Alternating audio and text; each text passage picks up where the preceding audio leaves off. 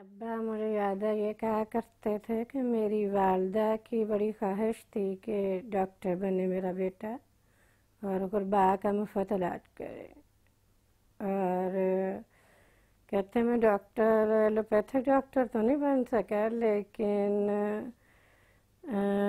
Homeopathic کی اللہ تعالیٰ نے توفیق دی، اور اس میں یہ بھی ہوا کہ بہت بڑھ کے غربا کا بھی علاج کیا آپ نے۔ His interest in homeopathy developed with an incident in his early 20s when he used to suffer from migraine. مجھے ایک سر درد کی تکلیف ہوتی تھی جو میگرین کہلاتی ہے، اس لیے پھر میں نے حضرت مسلم موعود کی طرف رجوع کیا۔ آپ کے پاس ایک دوائی تھی سینڈول جو کلکتے سے آیا کرتی تھی۔ ایک دفعہ چھوٹی سیدہ میرا پا کو میں نے لیٹا ہوا تھا، کافی تکلیف تھی، آنکھ کھولنی بھی مشکل تھی، تو گرمیوں کی شام تھی، میں نے کہا آپ ابا جان سے جا کے میری سینڈول لے آئیں۔ تو کچھ دیر کے بعد واپس آئیں تو انہوں نے کہا کہ وہ سینڈول تو ختم ہو چکی ہے، تو انہوں نے فرمایا ہے کہ میں ہومیوپیتھک دوائی دیتا ہوں، یہ استعمال کر کے دیکھ لو۔ اس وقت تک مجھے کوئی خاص یقین نہیں تھا ہومیوپیتھی پہ، تبرکن میں نے کہا ٹھیک ہے۔ وہ دوائی منہ میں میرے پڑیا منہ کھول دیا، آنکھیں بند اسی طرح، اور پڑیا منہ میں ڈال دی میٹھی گولیوں کی، اور کچھ دیر باتیں 2-3 منٹ باتیں کی کہ میں جانے لگی ہوں، کچھ فرق پڑا، تو اچانک مجھے محسوس ہوا کہ درد ہے ہی نہیں، یعنی ہونے اور نہ ہونے کے درمیان جو نو مینز لینڈ ہے وہ بھی نہیں تھی۔ تو اس سے مجھے یقین ہو گیا کہ یہ کوئی جادو ٹون کا نہیں ہے، نہ محض تبرک، بلکہ اس میں کچھ حقیقت ہے، کوئی خدا تعالیٰ نے نظام جاری فرمایا ہوا ہے۔ پھر میں نے حضرت مسلم موعود کی لائبریری سے ہی، وہاں بہت کتابیں تھیں، بڑا ذخیرہ تھا، جا کر وہاں طبیعت پوچھنے جایا کرتے تھے ہم، عام طور پر مغرب کے بعد جایا کرتے تھے، طبیعت پوچھ کے پھر میں لائبریری میں چلا جاتا تھا، پھر وہاں سے اٹھانی بھی شروع کر دیں اور گھر لے آتا تھا، اور بعض ساری رات پڑھتا رہا۔ تو بہت لمبا عرصہ میں نے شناسائی حاصل کی ہے، اور ابھی علاج نہیں شروع کیا، بلکہ کتابوں پر کتابیں پڑھیں، ان کو دواؤں کے مزاج کو اپنے ذہن میں ان کا نقش جمایا، پھر رفتہ رفتہ اس کی پریکٹس شروع کی۔ اور مجھے یاد ہے جب ابا نے شروع کی ہے ہومیوپیتھک، تو ہم تو بہت چھوٹے چھوٹے تھے، تو گھر میں ایک چھوٹی سی الماری ہوتی تھی پچھلے کمرے میں، ادھر بیمار آ کے بیٹھتے تھے، گاؤں سے مختلف جگہوں سے آ رہے ہوتے تھے، اور کچھ جب زیادہ ہونا شروع ہو گیا تو باہر بھی بیٹھا کرتے تھے۔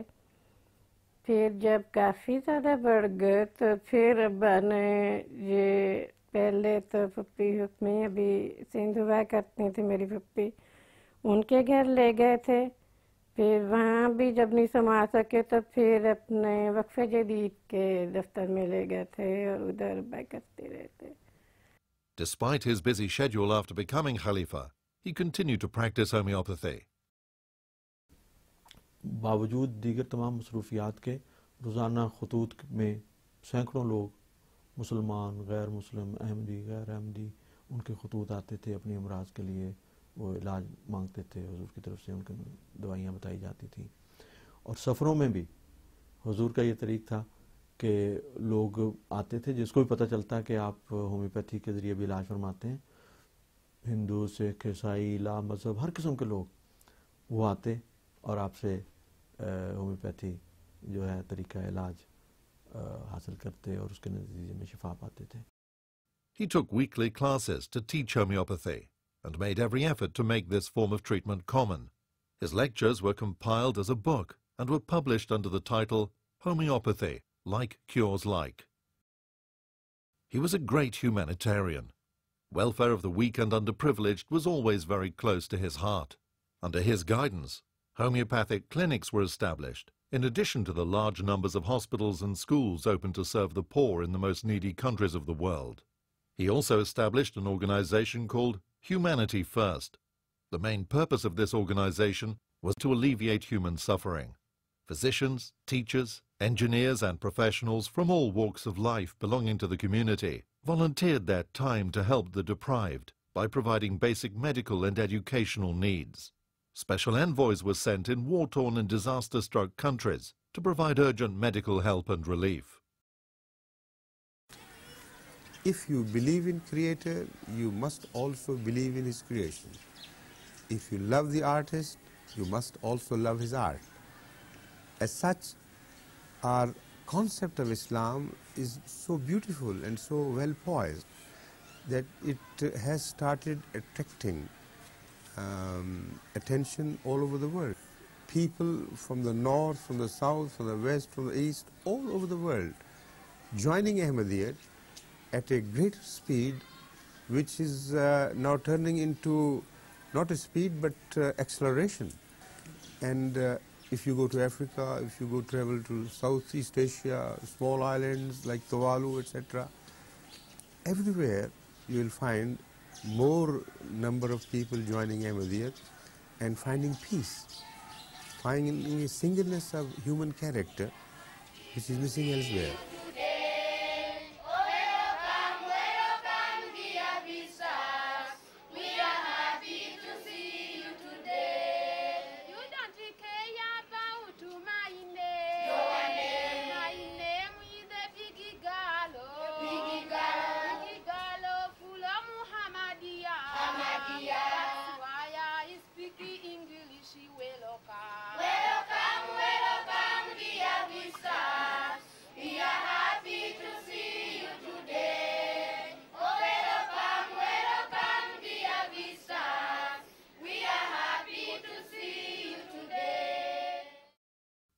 The Ahmadiyya Muslim community is a truly global community. Under the dynamic leadership of Hazrat Khalifatul Masih IV, the community continued to spread throughout the world. Right from the beginning of his Khilafat, he regularly traveled to European countries, including Germany, Holland, Belgium, France, Switzerland, Italy, Spain, Sweden, Denmark, Norway and Portugal. His visits enhanced the missionary efforts and rejuvenated these communities. In the Far East, he toured Singapore, Fiji, Australia, Japan and Sri Lanka to meet members of the community and to make an appraisal of the opportunities for further progress. He took the message of peace to the people of Africa and toured Gambia, Sierra Leone, Liberia, the Ivory Coast, Ghana and Nigeria in 1988. This highly successful tour of 6 countries spanned over 5 weeks. During his tour, he met heads of state, ministers, parliamentarians and paramount chiefs. The members of the community were overjoyed to meet the Khalifa. He breathed new life into the community, and many came into the fold of Ahmadiyyat. He continued the missionary efforts to Mauritius and East Africa, where he toured Kenya, Uganda and Tanzania.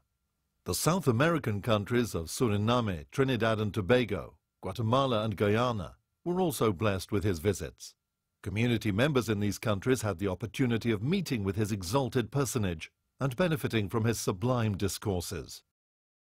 The Ahmadiyya communities all around the world hold annual conventions to bring the community together. Hazrat Khalifatul Masih IV regularly graced and addressed these conventions during his visits.